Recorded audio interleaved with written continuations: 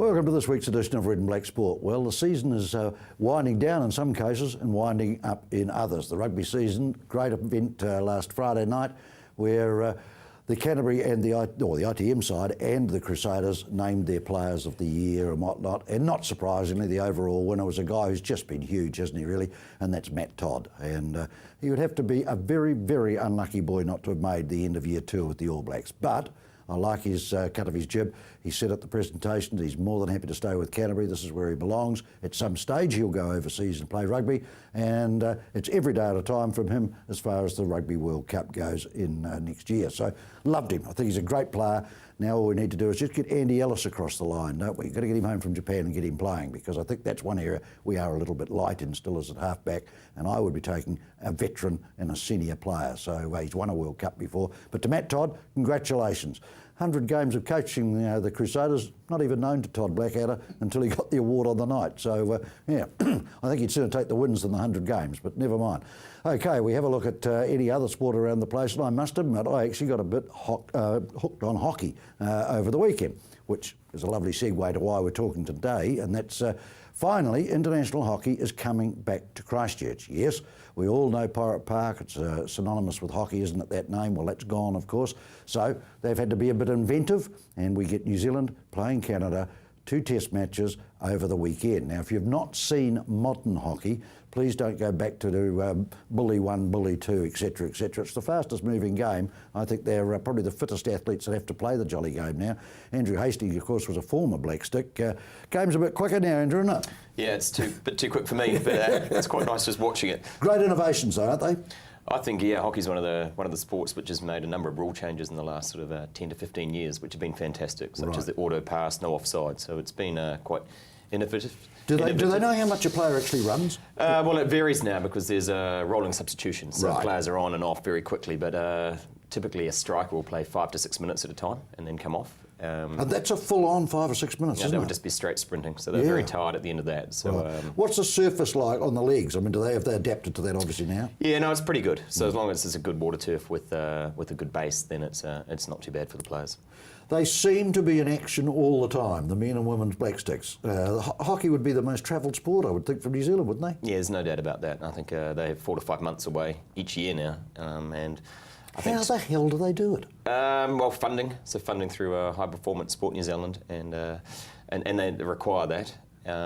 And then the players, just rely on good employers, really. Right, because they must have to take time off themselves. Yeah, huge amount of time, and that's a lot of the players are students now because of that. Right. And, and of course, the national funding is based on how they perform, isn't it? Yeah, correct. So I think this week the funding comes out for the individual sports. So fingers crossed that hockey gets. Women would be okay, I feel. Yeah, absolutely. Yeah. So all sports have their KPIs. So it's the women have hit theirs, and Commonwealth Games for the men may have made life a little tougher for them. Yeah, correct. Yeah, so okay. They needed a medal to make sure of that. Now you played under the old rules, I assume. Some of the new ones, but a lot of the old ones, unfortunately. So you're now looking at quarters. Yeah, we're going to quarters. So that was a new innovation this year. It was. Yeah, we're actually, I think New Zealand were the first National League level to play these new rules, which were quite complex. So just talk us through a game.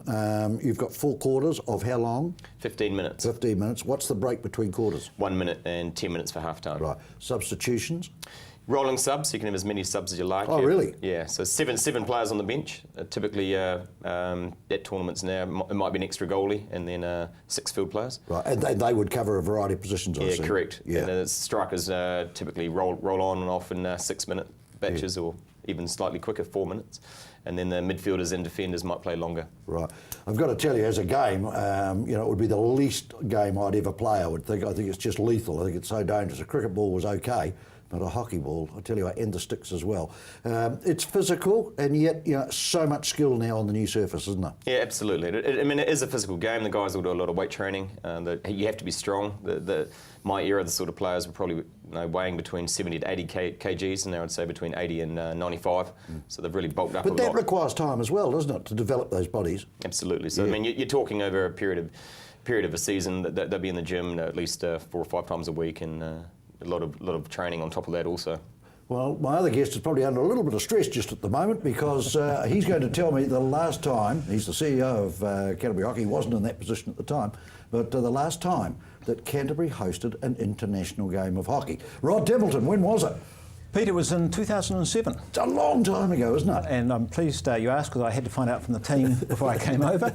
And we played Korea. Right, okay. And that was at Pirate? That was at Pirate Park. Right. Yep. You haven't got Pirate. What are you doing? So we're working, we demonstrated last year to Hockey New Zealand that we could host elite games here by using Marist Park at St Bede's. I've got to stop you there because everyone's going to know that we went from Pirate Park to Nunwick. Why are you not at Nunwick?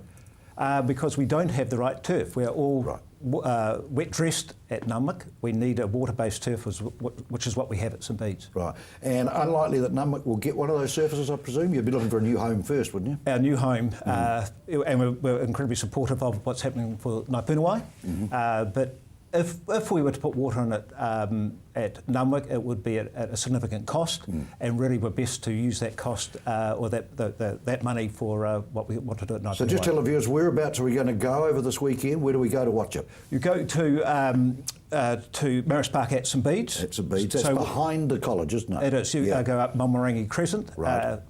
A lot will be probably best to park in Grimsey's Road. Right. Parking.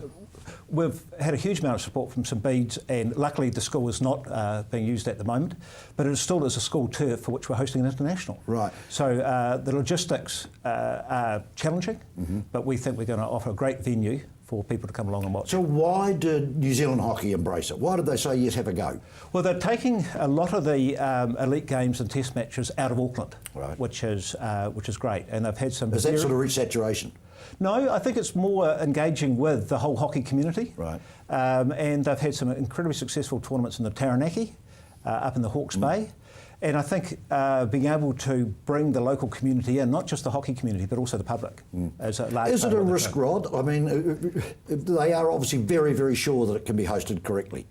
Yeah, there is a risk, but there's some quite specific tournament requirements. Yes. But they are being flexible and creative with us. They understand the Christchurch environment. In fact, they're also providing support for Ngāi submissions there. So they understand that we aren't in a position where we can be like all the other associations and give them a complete product out of our current resources. We have to be creative. If we're going to just liken it too, I think to get a Davis Cup tie here was a belief by the national body, and I think now to get international hockey here is a belief by that body that it's got to be in Canterbury. Absolutely. Yeah. Absolutely. Okay, when we come back, it's Christmas time, so you keep watching because you might get lucky. Back in a minute.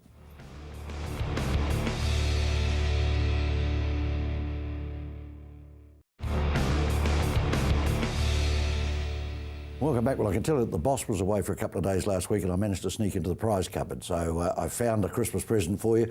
Fabulous book by Bakermans, who do the publishing, and a fabulous book for you, an opportunity for you to win it. It's the history virtually of vintage cars in New Zealand, and there's some wonderful, wonderful examples. So some of you viewing may well have driven some of these in a lifetime. Who knows? But I know it's a huge hobby from a lot of people. 3777 033, 3777 033. Kid to Mary Ann, the treasure, and she might just put you further up the queue. So we'll do that draw next Monday, and somebody will win the book. We've got the exciting news of international hockey coming to Christchurch, and it's here this coming weekend, 13, 14 of December. Rod, if we just start, Canada is who the Black Sticks are playing. They are a pretty choice ranking in world hockey, aren't they?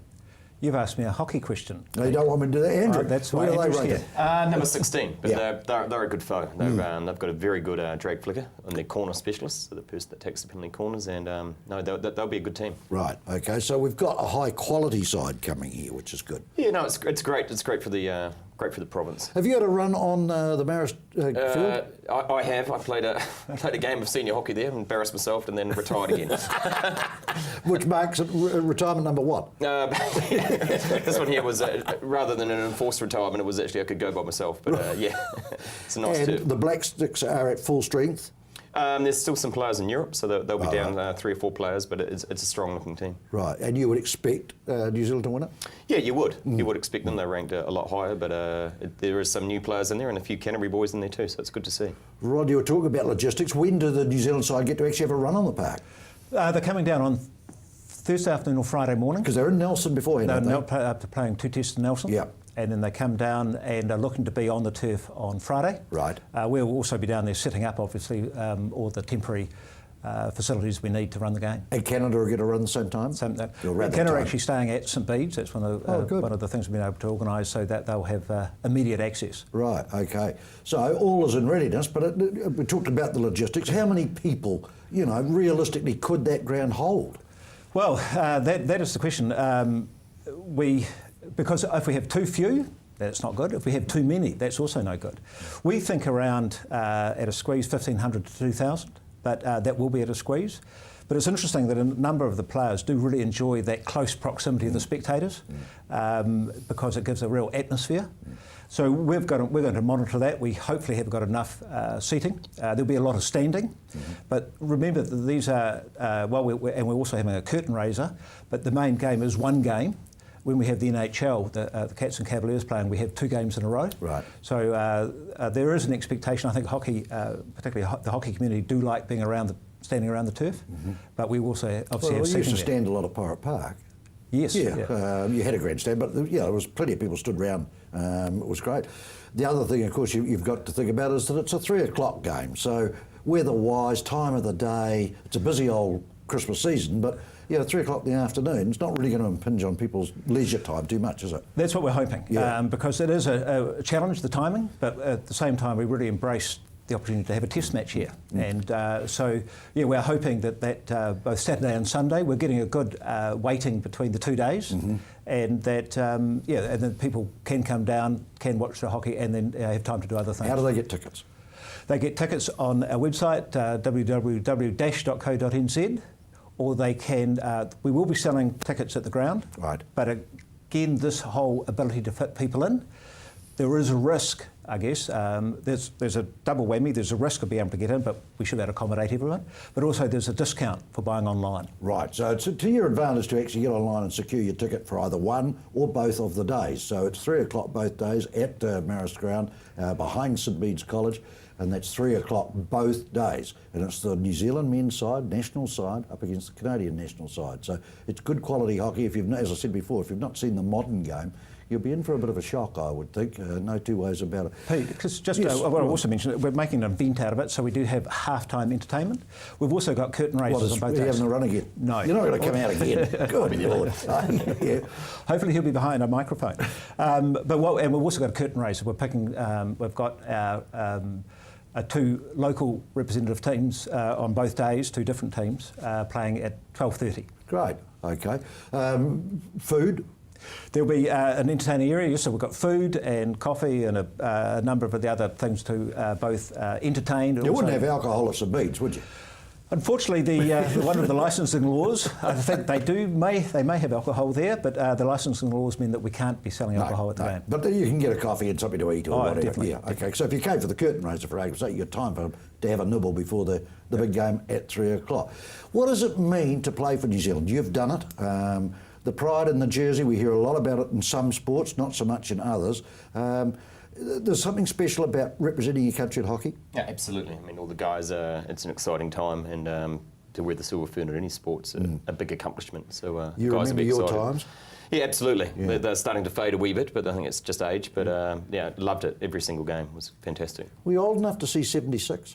I can vaguely remember. I remember Tony Honeston coming to our school with his gold medal. So that was why I got into hockey, actually. Yeah. So, yeah. It was an amazing, I'll never forget it either. I was coaching kids rugby at Hagley Park, and it bucketed down with rain, and we all had the wireless, and we're all in a little huddle in a shed in Hagley Park listening to this bloody hockey game, and the boys got there, which was great. So fantastic. Wonder whether the sport actually capitalised as well as they should have on being gold medal champions. Yeah, I'm not sure on that one, a bit before my time, but I know now they're riding quite a high with both the men and the women doing rather well. Right. So, numbers are very good. You went to a Commonwealth Games. How special's that? Fantastic too, and it was the first time hockey had been at the Commonwealth Games, so in '98 in Kuala Lumpur. But that was great. It would have been fantastic to go to the Olympics, which is the pinnacle, I think. But a change in environment, especially for a team sport, isn't it? Because you're at a games where there's so many other sports people there. Yep. Must have broadened your mind a bit. Yeah, absolutely, and I think at times it can be a distraction too. You're looking at the superstars of their chosen sports, so people that you really look up to, and they're just walking around the village. But how were facilities there at KL? Yeah, they were good. They were good. It was just, and how did you perform? The facilities were good. A lot of distractions, Andrew. Exactly, I think that was it. Yeah. The food hall would be one. Yeah, that was good. That was good. Funny the lasting memories they have, don't they? So that was 96? That was 98, yeah. 98, yep. yeah. And then, so you played from 96 to 2000? 2000, yes. Yeah. So we failed to qualify for the Sydney Olympics, which was a huge letdown. Yeah. It was, Did you get close? We mucked up one game against Poland at a qualifying tournament, and that's the way it goes. If we'd won, we were through. If we lost, we were out, and we missed. Bummer. We missed some chances, but because in a 4-year cycle, it's probably not going to come around that often, is it? That's right. And I think unless you're a really special player, there's one or perhaps two Olympics for people. So yeah. Specialist position, specialist people, has it changed the way, because you're now coaching the Cavaliers, Yep. You'd have had to change your coaching style? Yeah, absolutely. With the quarters, it does. You have to think up what players you want, and so you want for your strikers, for instance, very fast players, very quick players, and then and players which they don't necessarily need to have a lot of aerobic fitness, but their anaerobic fitness is important, so they can recover quickly, 1 or 2 minutes off, and then get straight back on. Does everyone get a spell, or whatever? Not necessarily, no. So some of the defenders play the full 60 minutes, but they have to do a lot less sprinting, running. So it's tired blokes when they come off, I would think. Okay, when we come back, we'll give you the chance to go to the hockey. Okay, either Saturday or Sunday, courtesy of Canterbury Hockey or New Zealand Hockey, I think it is. We've got some tickets for you. I'll be there on the Saturday. Really looking forward to it. Back talking hockey, isn't that great? When we come back.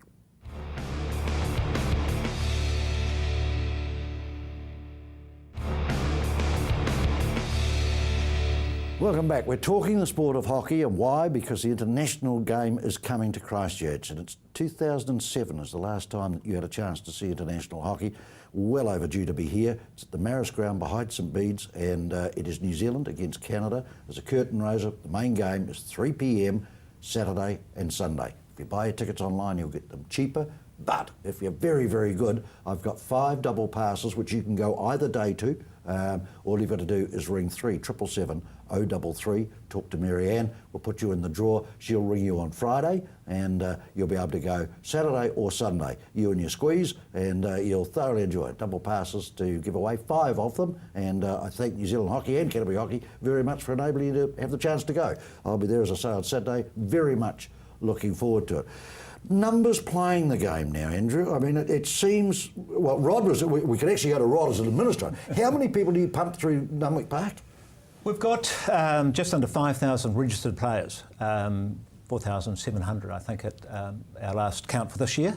Now that's the winter season. Yeah. That doesn't include the summer hockey, the social corporate hockey that is being run right at the moment. Or in fact, we finished just last week, which is incredibly popular because it's sort of a pay-for-play type of arrangement. Right. So, and do they play a full game or what? They play a 6-a-side half-turf game. Tell me about kids in schools and things like that. They're embracing the sport. Oh, well, the Hockey New Zealand's introduced the small stick strategy, which is all about engaging with school kids to play the game and then continue on through into the club scene. So, and we're part of the national alignment for that. And your numbers are stacking fine? We are limited by facilities, Pete. Right. I mean, internationally and nationally, the game's just exploding. And that is because of, and you made comment about the speed of it. It's gender neutral. We've got a great, I think, national look around the team. There's a social element to it. And it's notionally, although Andrew would probably say differently, it's not body contact. So it has so much going for it. But a lot of skill required. A lot of skill. Yeah, so they've got to learn that as well, which is good, plus the discipline of a team sport. Well, they've got to learn a lot of sort of just awareness stuff, and that's what the whole small stick strategy is about. But as I say, the biggest limitation we've got is fitting our potential growth in, and that then is that's our challenge in the next short period. Interesting, I had Tabo Matson in here last week, and we were just chatting, and he was saying that he'd just been up to Denver in the States. There are 2 million kids playing Ripper rugby in the States. Amazing. So it's there, isn't it? If it can be encouraged and harnessed, which you've obviously done with hockey. University hockey used to be strong, Andrew. Because the drop-off is, from secondary school to 20 or something like that, isn't it? They get out to sow their wild oats or whatever. But varsity hockey used to be strong. Is it still good? Yeah, it is. I mean, it goes up and down a wee bit. It's been, especially Canterbury University, a bit transient with the numbers, but it's strong again. So it was strong in the 70s and 80s, 60s, 70s and 80s, and it was strong again in the early 2000s, and now it's making a bit of a comeback now too. And the famous clubs are still strong. There's some famous names associated with Canterbury hockey, haven't there? Absolutely. I mean, University and Redcliffe's and Selwyn's still going? Yes, Selwyn, Herwood. So they're good clubs. Yeah, they are good clubs, aren't they? They're good people go through it. I can say, Pete, that Selwyn and Sydenham have just going down the process of merging. Great. Yeah, so again, it's taking the best out of both clubs and creating another So club. we'll give you how many clubs, Rob? Well, we've got 13, Right. but there's quite a range in, I guess, numbers and also in grades that they're playing in. And that's one of the things that Canterbury Hockey does need to focus on is individual club health. Yes. And we're looking to It's not peculiar to hockey though, Rod, is it? No, absolutely it's a sort of a thing that just seems to be happening at the moment, and mergers, I think, probably going to answer a lot of those queries, which is good. Tell me your move to Punawai, is it? Yeah. Punawai, yeah. How's it looking? We're confident. I mean, we're incredibly supportive of the council. And just background it a wee bit for viewers who may not know quite where we're talking. So we're talking a sporting hub, which is the future. And it's interesting, I think, that probably but certainly since the earthquake, the sports will talk to one another anyhow. We've got a lot of generic interest. But one of the biggest generic interests we've got is facilities.